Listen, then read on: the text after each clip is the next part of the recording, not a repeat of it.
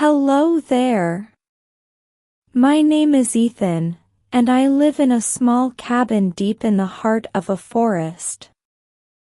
Our family isn't like most others.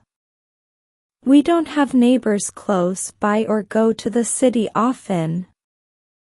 Instead, we rely on the forest and the river for almost everything we need. You see, we're fishermen. Every day, we head down to the river to catch fish that we use for food, trade, and everything in between. It's not always easy, but we love it. Let me tell you about our family. There's my wife, Emma, who is just as skilled at fishing as I am. She's strong, quick, and knows the river better than anyone I've ever met. Then there are our two children, Mia and Jack.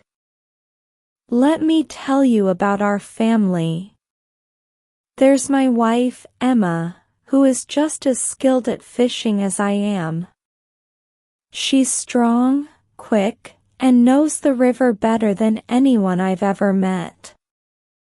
Then there are our two children, Mia and Jack. They're both young, but they've already learned a lot about the forest, the river, and how to catch fish. Teaching them has been one of the most rewarding parts of my life. We've had plenty of adventures in our time here, and today, I want to share one of the most memorable ones with you. It was a bright spring morning when our adventure began. The air was fresh, with a slight breeze that made the leaves rustle softly. I woke up early, as I always do, and decided it was a perfect day to teach the kids more about fishing. We've had plenty of adventures in our time here, and today, I want to share one of the most memorable ones with you. Emma had already gone out to gather some herbs and berries for the day, so I woke Mia and Jack, who were still fast asleep. Come on, sleepyheads. Today's the day you'll learn how to catch the big fish, I said with a grin, shaking them gently. Mia rubbed her eyes and smiled, excited. She's always been eager to learn new things. Jack, on the other hand, needed a bit more convincing. He stretched and groaned but eventually sat up, curiosity in his eyes. After a quick breakfast of porridge and fruit, we grabbed our fishing gear and set off towards the river. The walk through the forest was always one of my favorite parts of the day. The trees towered above us, their branches creating a canopy that filtered the sunlight in soft patches. The sound of birds chirping filled the air, and occasionally, we'd spot a deer or squirrel darting between the trees. Dad, do you think we'll catch anything big today? Jack asked, his small face full of anticipation. I have a good feeling about today, I replied with a wink. As we reached the riverbank, the kids looked out at the clear, flowing water. The river was our lifeline, providing us with food and teaching us patience. Fishing wasn't just about catching fish. It was about connecting with nature, understanding the flow of life, and learning that everything has its time. I handed each of them a small fishing rod and showed them how to bait the hook. Remember, I said, it's not just about catching fish. It's about being patient and staying focused. The river will provide, but only if you respect it. Mia cast her line confidently, her movements smooth and precise. Jack, still a bit clumsy, struggled a little but managed to get his line in the water with a bit of help. Then, we waited. The morning passed peacefully. The sun climbed higher, and the river glistened under its light. Mia was the first to feel a tug on her line. Her eyes widened with excitement, and I moved closer to guide her.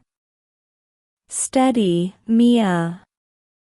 Let it tire itself out first," I said, keeping my voice calm. She nodded, her hands gripping the rod tightly.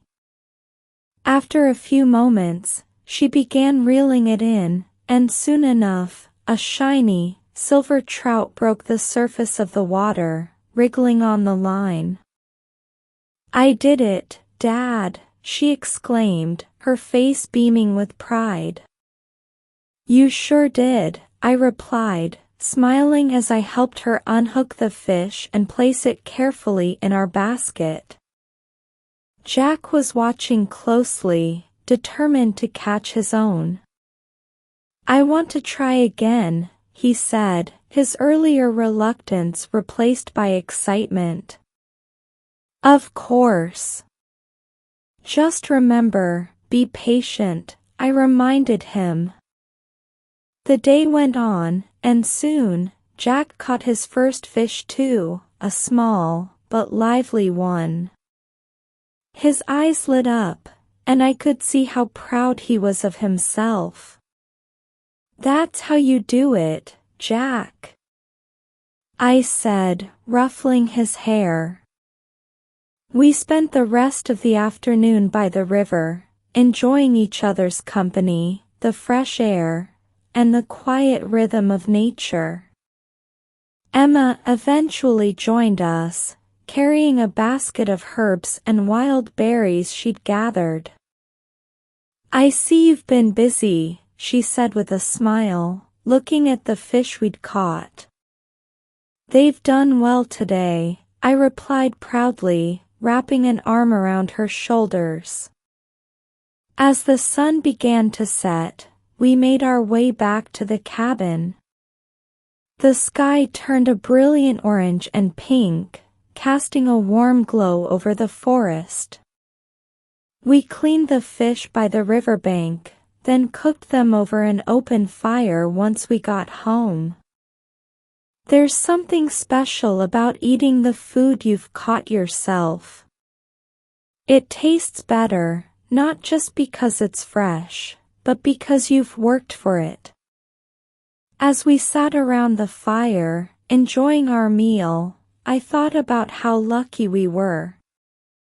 Our life might seem simple to others, but it was rich with lessons and adventures. We didn't need much to be happy, just each other, the forest, and the river. That night, after the kids went to bed, Emma and I sat outside the cabin, listening to the sounds of the forest. The stars twinkled above us, and the air was cool and crisp. "Do you think they'll remember these days when they're older?" Emma asked softly. "I hope so," I replied. "We're teaching them more than just how to fish. We're teaching them how to live. How to appreciate what they have, how to work hard, and how to take care of themselves and the world around them." She nodded, her eyes reflecting the firelight. "It's a good life," she said. "It is," I agreed, feeling a deep sense of contentment. "Now, if you've stayed with me this long, I want to tell you something important. Life, much like fishing, requires patience and balance. Sometimes, you won't get what you want right away, and that's okay. The key is to keep going, to learn from every experience, and to appreciate the small things, like a fresh meal shared with family, or the peace of a quiet forest evening. Whether you live in a busy city or a quiet forest like ours, always remember to take care of your health. Eat well, stay active, and connect with nature whenever you can. These small habits will keep you strong and ready for any adventure life throws your way. And who knows? Maybe one day you'll find yourself by a river, fishing for more than just fish, but for the lessons and wisdom nature has to offer. Good night, and thank you for listening to our story.